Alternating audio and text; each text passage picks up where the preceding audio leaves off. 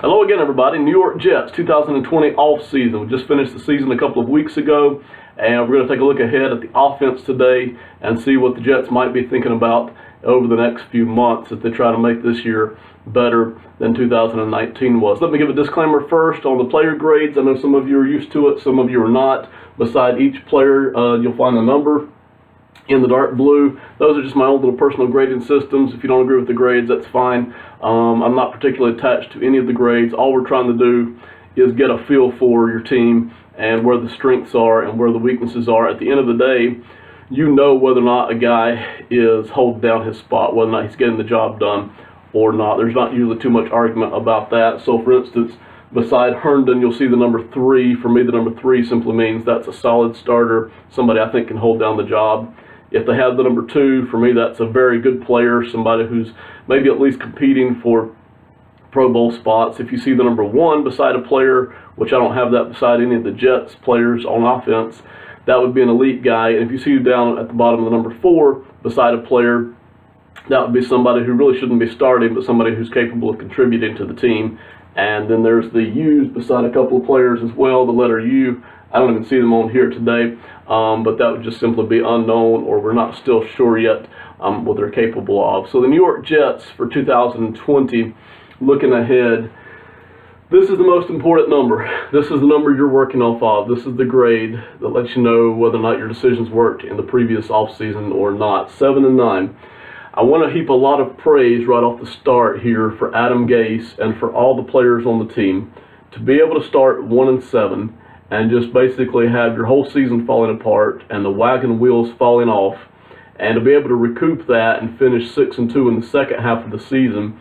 That's a major testament to these guys not giving up and not quitting. And I know you hear the idea that NFL players don't quit because they have too much to think about their own personal future, and that's usually true. But what you often do have is teams not working together anymore, and instead of people wanting to try to win games, you have people simply wanting to try to upgrade their stats or put their good performance on for video, and not so much trying to stay focused on winning games. And the Jets stayed focused on winning games, and that's difficult to do when you start off 1 and 7. So major praise, major accolades there for Adam Gase and for all the players on the team this year, that they didn't just lay down on having any hope for the season, and they really kept pushing. Just a beautiful job there to get this record up to 7 and 9. Really an outstanding job to get that. So really, really admire them for that. Let's talk about the offense first of all and where you ranked this season. As most of you know, it was at the bottom in all categories. This is points per game, number 31 in the league. Yards per game overall was number 32. The passing yards per game is number 29 in the league. And then the rushing yards per game is number 31 overall. So if you're looking for a reason as to why the Jets didn't win this year, you can point at the offense. And upon further analysis, when you're looking at a reason why the Jets' offense was bad this year, you really have to focus mainly on the offensive line. And for Jets fans, that's no secret.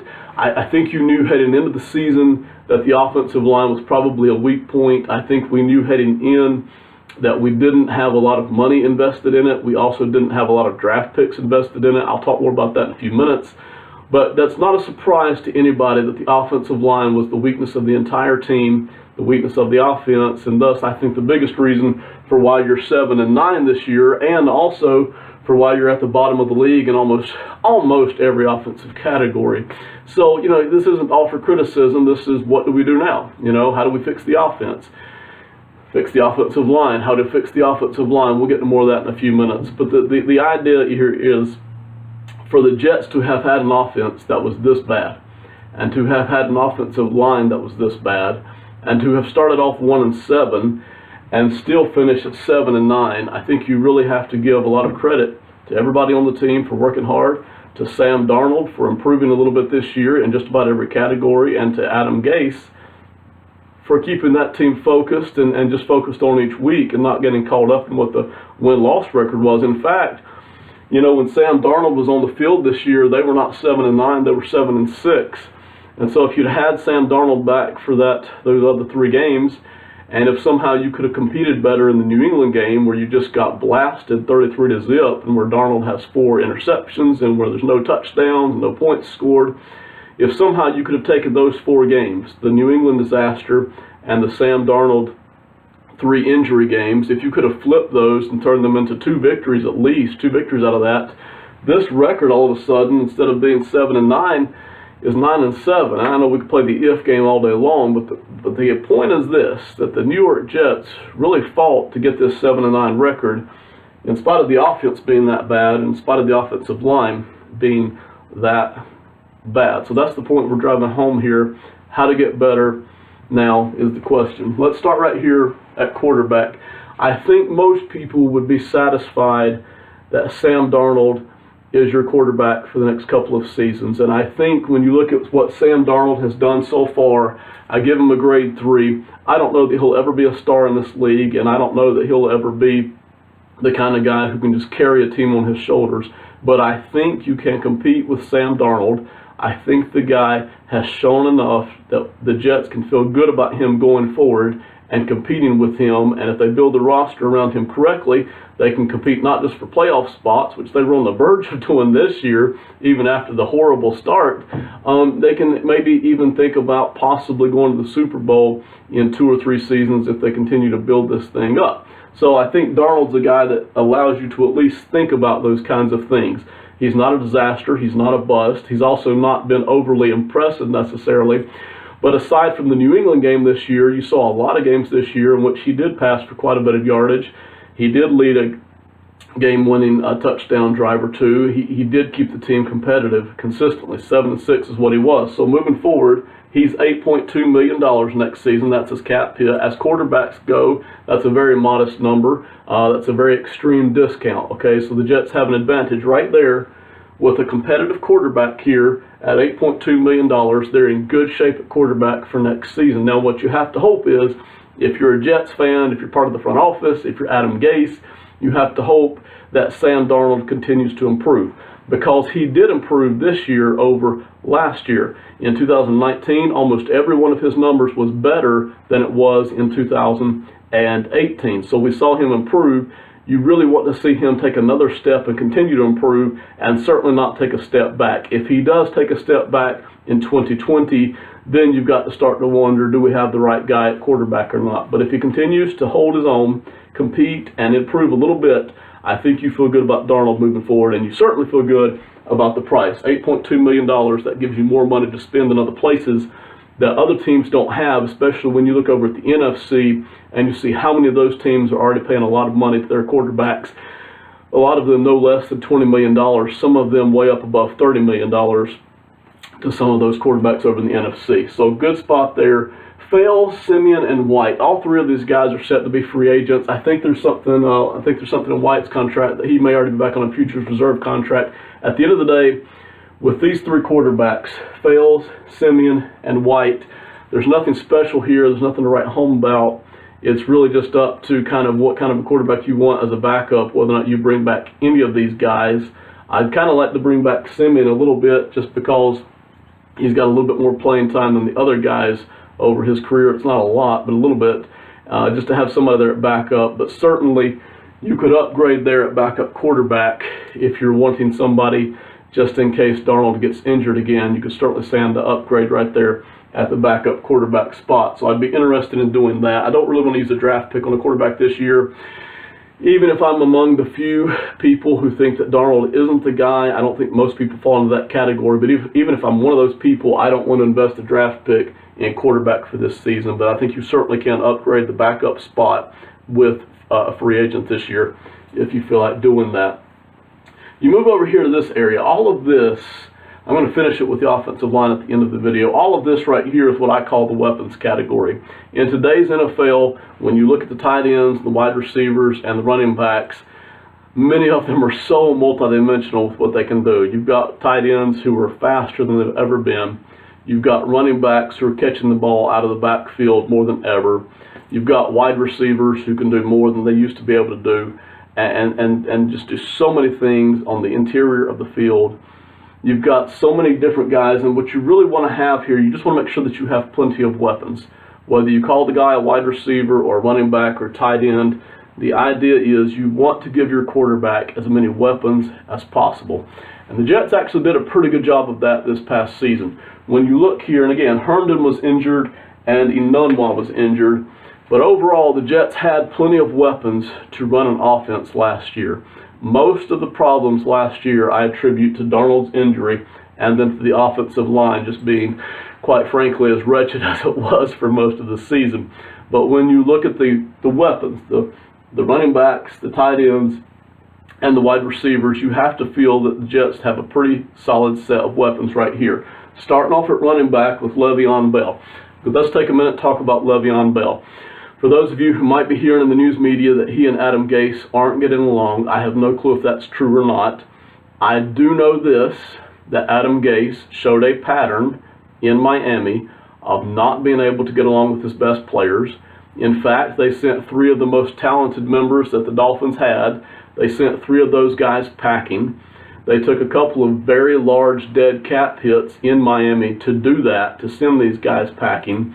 And so I would prefer to think that Adam Gase and Le'Veon Bell can get this figured out, if there's anything to figure out. Certainly there's little snippets of gossip all over the New York media and the internet. If there's anything to figure out, I hope they can just step up and be adults and be professionals here, because Le'Veon Bell's cap number for next season is $15.5 million. And even if you wanted to get rid of him, you can't, because the dead cap hit is $17 million.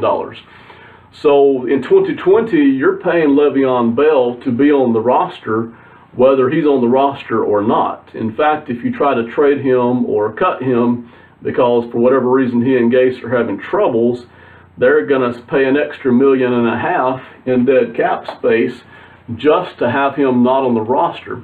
So he's here. You're going to be paying him in 2020. He better be a big part of your offense, and he better be getting along, and the coach better be getting along. So I don't know whether or not to criticize Adam Gase on this. I know this. Adam Gase showed in Miami a pattern of not necessarily getting along with his best players and of sending them packing. And in the case of Ndamukong Suh, they ate a very large amount of cap space over 2 off seasons just to have him not on the football team. And Suh turned around and had at least one good season with the Rams and went all the way to the Super Bowl.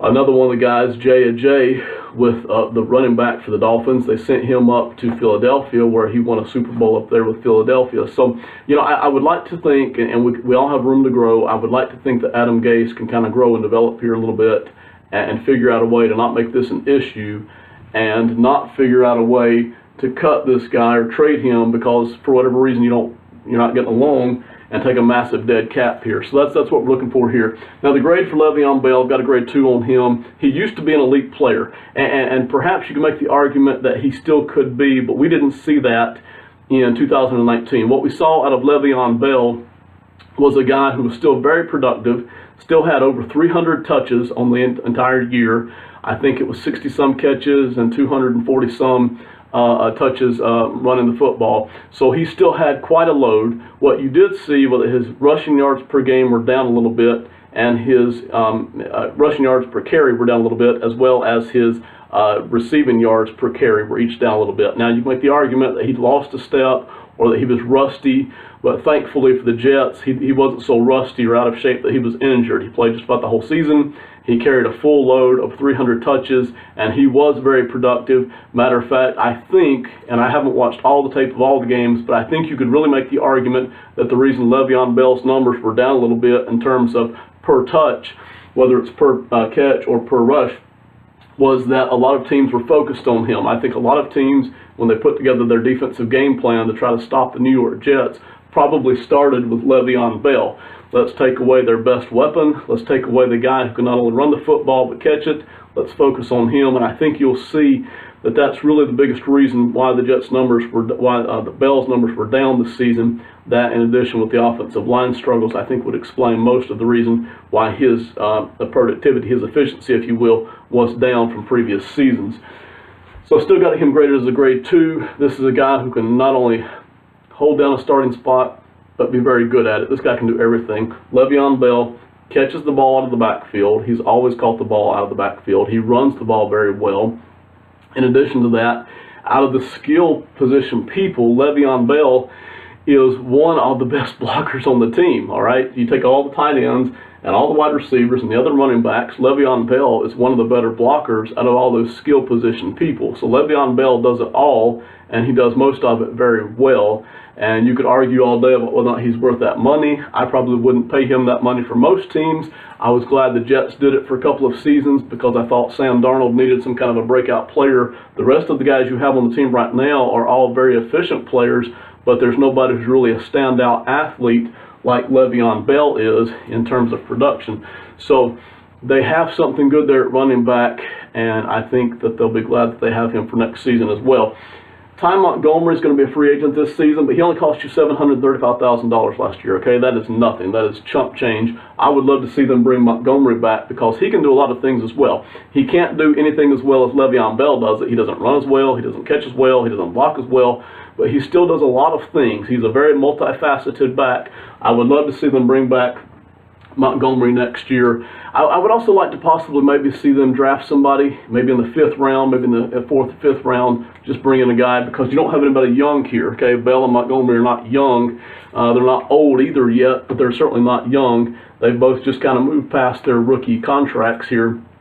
So I would like to see them bring in a fresh pair of legs as well. The rest of the running backs I didn't list. That's one of my disclaimers.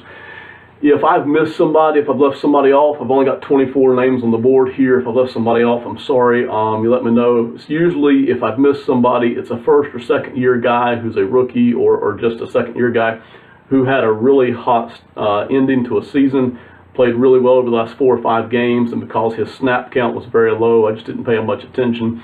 But feel free to let me know if I missed a guy. I didn't add any other running backs here, just Bell and Montgomery as far as looking ahead for next season.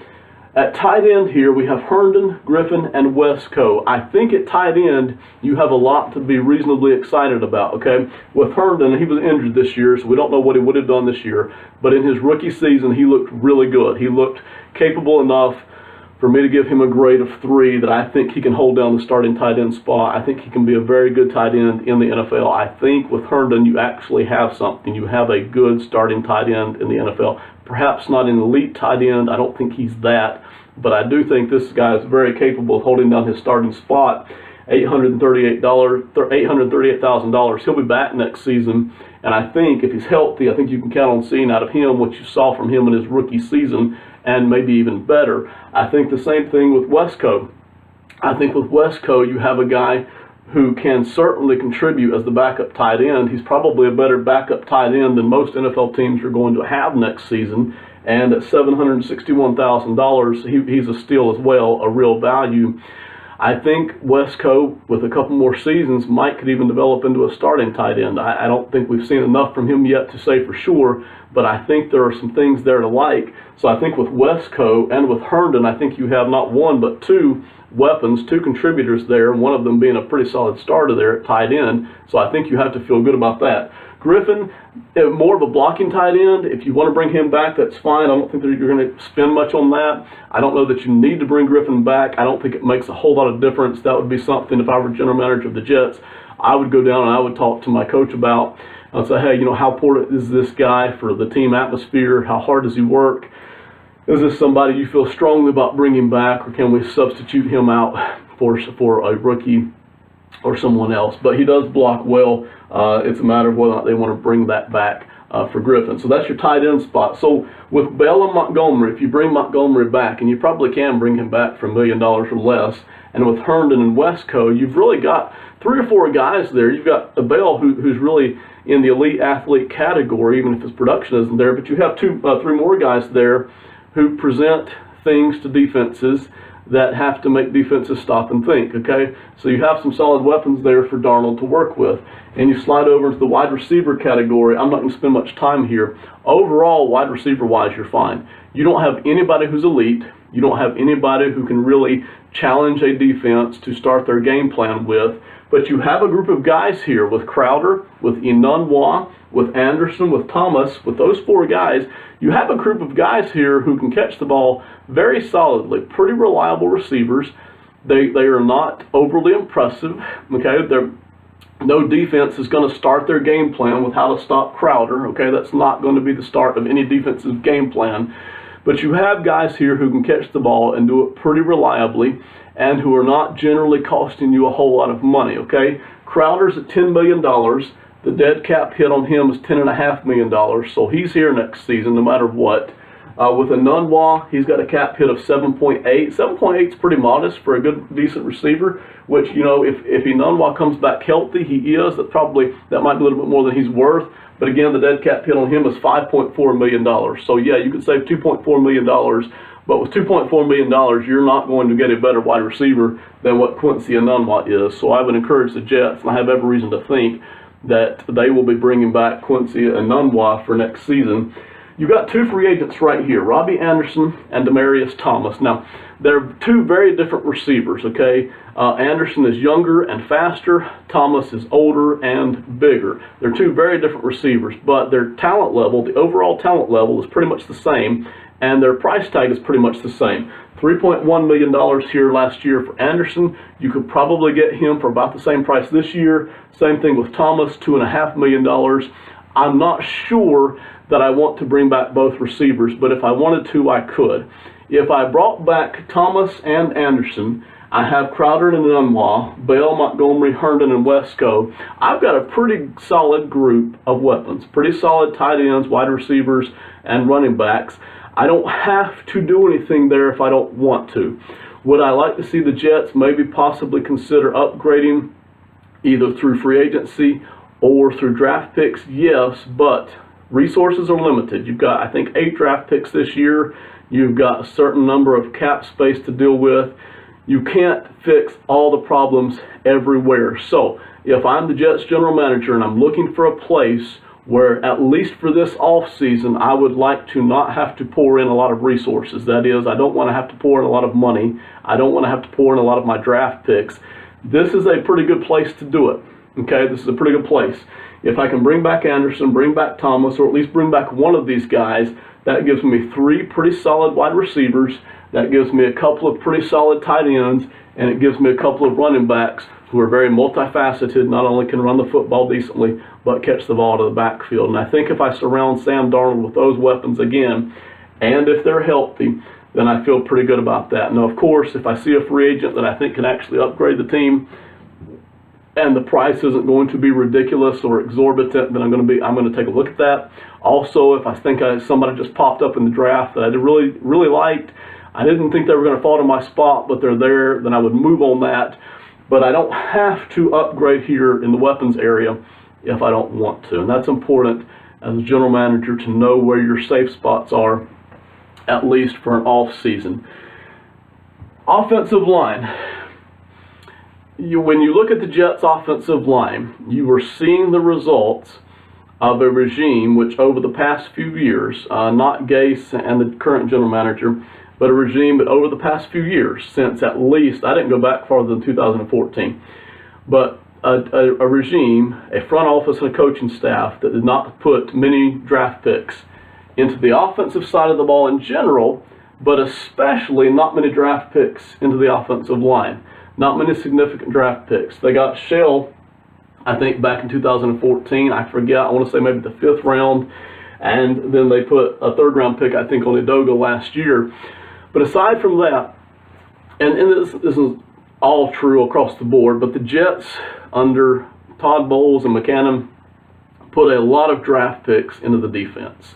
And because of that, you see that the defense is and has been pretty strong and pretty good, and the offense has been in general pretty weak. Now, that's not to say that the Jets haven't put any draft picks into the offense. They have. You see that here with Darnold. You see that, I think, with Enunwa and with Herndon and Wesco, of course. So they have put draft picks in the offense, and they put a couple here into the offensive line. But in general, the flow of draft picks, my flow of resources over the past few years for the Jets has been over to the defensive side of the football. Okay, and because of that, you see that the defense is a much stronger unit all the way across the board. And even though the edge rushing hasn't been great, and the offense has been much poorer, so you can statistically see that. No matter how much you want to argue about an individual draft pick, because the resources have been poured into the defense is significantly better. So the result of that, especially on the offensive line, is you have almost no talent in the offensive line. What you have is a couple of free agents and a couple of journeymen and a couple of lower draft picks. And so the athleticism, the talent base on the offensive line is very weak and has been that way for quite a amount of time. Let's look at them individually. I want to start right here with center. Okay, with center, Ryan Khalil really should not be starting anymore, in my opinion. There was a time when Ryan Khalil was a very solid starter in the NFL. That time has come and gone.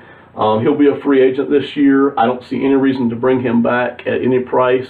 This isn't a guy that I want to start for me. He'd be a great backup, but I'm not sure that if he enters free agency that he won't make more money starting for somebody else than I want to pay him as a backup. So Ryan Khalil will be gone. Harrison, I'm okay at $2.3 million. I'm okay with him being my backup center. That's a very modest number for a backup center, so I'm going to keep Harrison. And then Murray, I think I saw the other day on the boards that Murray's actually already signed a reserve future contract with the Jets, which means a very small number, so they'll be bringing him back. But that's your center spot. They need a starter at center. They need somebody, okay? This could be the draft. This could be free agency.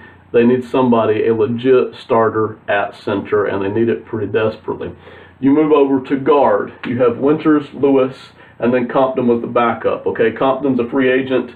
I don't know if they'll be interested in bringing him back as a backup. If it's a modest number, that's fine. It's not a big deal either way. These are the two guys. Lewis was brought in from the Ravens kind of as a Band-Aid. Just we need somebody to eat up some snaps this year on the offensive line, and that's what he did. He ate up a lot of snaps. I don't question his determination or his work ethic. Lewis should not be a starter right now on an NFL team. He's just decidedly below that line of talent base for an offensive line this year. So he shouldn't be starting. He'll be a free agent. I don't see any reason for the Jets to bring him back. So Lewis and Compton, both free agents, both should be gone. I don't expect either one back. Winters is a guy right here. Winters is an interesting guy. You know, there should be 64 starting tackles in the NFL, assuming no injuries, which there are always injuries, but there should be 64 starting tackles in the NFL. And you assume, you know, that the top 10 are really, really good at what they do. The next 25 guys or so are probably pretty solid at what they do. And then you have, after that, you have a lot of guys starting right around 35 or 40, all the way down past 64, who are what I call fringe starters. These are the guys that, yeah, you could upgrade them. They can start, they can fight for a starting spot, but you sure don't want a guy like that. And I think that's what Winters is. You don't want that guy being the best guard on your team. That's what he was last year. Winters, and for the past couple of seasons, really, Winters is the best guard on the team. I wouldn't feel as bad about that if Winters was my second best guard on the team. If I had another guy here, a really good starter, whether it's somebody I drafted or a free agent, I wouldn't feel as bad about that if Winters was the second best guard. He was the best, okay? And he is what I would call a fringe starter. I don't feel great about him starting. He certainly can't lock down a starting job. He's got to compete for it every year with other people that I bring in. But I'm okay with Winters starting if I've got another guard who's better than him to start on the other side of center. And so then I have a very good guard and a fringe starter guard because, by the way, almost no team in the NFL, very few, a couple of teams in the NFL have 5 starting guys on the offensive line who are just unquestionably talented and deserve to be starters in the NFL. Most of them have 3 or 4. Very few have 5.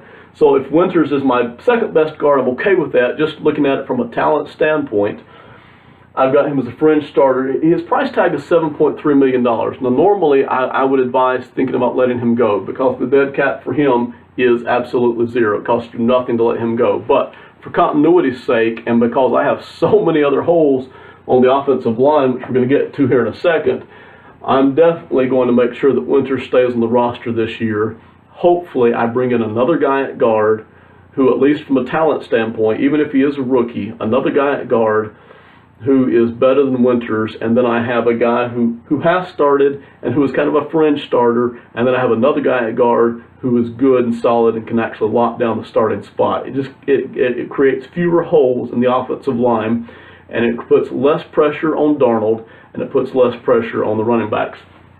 That's the guard spot. You move over here to tackle. Your top 2 guys here again, Beachum and Shell, are both free agents. Now, Beecham cost you $9.5 million last season. If I could get him back at $7 or $8 million, I'm not sure I could. I'd love to have Beecham come back. If I do that, Shell, the free agent, I'm going to completely let go, and I'm going to draft somebody at tackle if I can. If I think Beecham is going to cost me $9 million again, or $10 million, or who knows what he could actually get on the free agent market. There was a time where Beecham was one of the better starters on one of the best offensive lines in football. That was back in Pittsburgh. Those days are behind Kelvin Beecham, but he still was a solid starter last year and would be better if he had more help along the rest of the offensive line. I think Beecham could be a solid starter again next year. I don't know about the next 2 or 3 years. The number of games, the number of injuries, and the number of just pure age starts to rack up. So I would like to have Beecham back for one more season. I really don't want to pay $9 or $10 million to get him, though. So if I can get him for $6, $7, $8 million, then I want him back, and I'll let Shell go. If Beecham's going to cost me a lot of money, then I'm going to let Beecham go, and I'm going to try to talk to Shell about coming back, because he was only $2.1 million last year. I think I could probably get him for something like $3 or $4 million next season, maybe $5 million. I'd love to have him for a season or two. Now, here's the problem. And Edoga, by the way, $869,000. They spent a third-round draft pick on him last year. I don't think he's ready to start. I don't think the Jets want him to start. I would love to have him as a backup. Now, let's talk about the overall offensive line here. You are not going to fix in one offseason something that has been neglected for years, okay? It is just not going to happen, okay? This offensive line, with the problems that it's got, okay? And last year you had 5 guys starting, 4 of whom were questionable, okay? 2 of whom should not have been starting at all on an average offensive line, and in my opinion that was Lewis and Khalil. 2 more guys of whom, Shell and Winters, who I would classify as fringe starters. You could question whether or not you want them starting on the offensive line, and I think Beecham, in my opinion, held down his job pretty decently. But you had 5 guys last year, none of whom were elite, none of whom were very good, all of whom were questionable, and that created just a horrible disaster of an offensive line. And you are not going to fix all of that in one offseason, okay? You can fix a couple of those spots. You can fix maybe one with free agency and one with the draft. In theory, it would be nice. You've got a first rounder, a second rounder, and 2 third rounders. It would be nice to maybe spend 2 of those top 4 picks on offensive line. Even if you do that, you are likely to have upgraded the talent. That doesn't mean the offensive line is going to be better next year, okay? One of those guys is liable to work out. The other one, maybe not, okay? So even over the next, it's just an investment that you have to make in your offensive line. You really need to be spending about 1 draft pick per season on the offensive line just to kind of keep that talent base there. And the New York Jets haven't done that over the past few seasons. And I understand, you know, they've made their decisions and they've tried to do a certain thing. It just didn't really pan out for them. The defense got better with all those draft picks. The offensive line, from a draft pick standpoint, has largely been ignored. And that's not going to get all fixed in one offseason. What you have to hope for, what you have to realize is this. As horrible as the offensive line was last year, and it was a disaster, okay, you cannot try to fix all of this in one offseason. You could spend 5 draft picks, okay, you could take your top 5 draft picks and draft all offensive linemen, or you could take $40 million of cap space and invest it in the offensive line, and it still would not totally fix the offensive line. But even if you did that, that's what we call a knee-jerk reaction, okay? Why were the Jets bad? Because we don't have edge rushers and because our offensive line was a disaster. Okay, well, let's fix the offensive line in one offseason. What you're doing at that point is the flip side of what the regime has done over the past few years. We're going to make the defense awesome. We're going to kind of let the offensive line skate by. So you can't try to fix the entire offensive line in one offseason and ignore the edge rushing spot and ignore, you know, a defensive contract or 2 that's coming up at the end of 2020 or 21, and then all of a sudden have holes there because you tried to fix all this offensive line in one offseason. So the smart thing to do here, if you're the Jets, is to keep Winters, try to talk Beecham or Shell into coming back at a fair, decent price, and then that leaves you 3 holes. Find a free agent. Find 1 free agent, not a big money free agent. You don't want to spend $12 or $14 million on a guy. find one veteran free agent who can come in and plug the holes for a couple of seasons, and then maybe take 2 of the top 5 draft picks, 2 of the top 4 draft picks preferably. I'd love to see them take that first or second and then one of the thirds and put in a couple of offensive linemen, and that will start to get some talent back in here at your base. And it's so important. You know, it's not what it used to be in the 50s, the 60s, the 70s, all the way through the 80s and even the 90s. If you were going to be a top NFL team and compete for Super Bowls, you had to have a top, elite, first-class offensive line. And if you didn't, you were not going to compete for Super Bowls by and large. It's not like that anymore, but you still have to have a decent offensive line. You cannot be among the worst in the league or the worst in the league at offensive line and expect to compete every season for a playoff spot, or to expect to compete on almost any season for a Super Bowl, really. It's just too much to ask for the scheme, too much to ask for the quarterbacks and the weapons to try to cover up for the pressure that they're getting. So that's my opinion right there.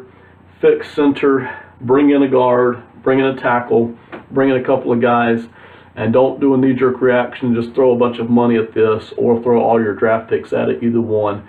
And then next offseason in 2000 and the 2021 offseason, continue to look at this offensive line and try to fix that. That's it. That's a lot. If you've made it this far, thank you for watching. I appreciate it. We'll do the defense again at some point. And have a good day. Bye.